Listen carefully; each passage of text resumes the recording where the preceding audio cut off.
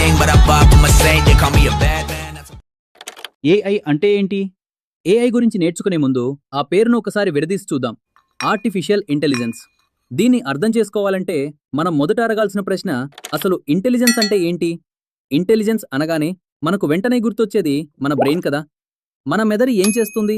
బాడీని కంట్రోల్ చేస్తుంది, క్యాలిక్యులేషన్స్ చేస్తుంది, ప్యాటర్న్స్ని గుర్తిస్తుంది, సిచ్యువేషన్స్ అనలైజ్ చేసి డెసిషన్స్ తీసుకుంటుంది, ఇలా చాలా పనులు చేస్తుంది. ఒక సింపుల్ ఎగ్జాంపుల్ చెప్పనా? మీ బెస్ట్ ఫ్రెండ్ కాల్ చేసి బ్రో రా చిల్ అవుదాం అన్నాడనుకోండి, మీరు వెంటనే ఎస్ లేదా నో చెప్పారు కదా. మైండ్లో ఒక సెకండ్ ఆలోచిస్తారు, ఇప్పుడు ఏదైనా ఇంపార్టెంట్ పనుందా, డెడ్లైన్స్ ఏమైనా ఉన్నాయా అని. ఒకవేళ ఉంటే సారీ బ్రో ఇంకోసారి చూద్దాం అంటారు, లేకపోతే పదా పదా లెట్స్ గో అంటారు. ఇదే ఇంటెలిజెన్స్ అంటే, విషయాలను గుర్తుపెట్టుకోవడం, అనలైజ్ చేయడం మరియు కరెక్ట్ డెసిషన్ తీసుకోవడం.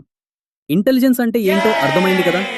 ఇప్పుడు నాదొక చిన్న క్వశ్చన్, మన కంప్యూటర్స్ కూడా ఇలాంటి పనులు చేయగలిగితే ఎలా ఉంటుంది? మళ్ళీ ఆ పేరు చూడండి, ఆర్టిఫిషియల్ ఇంటెలిజెన్స్.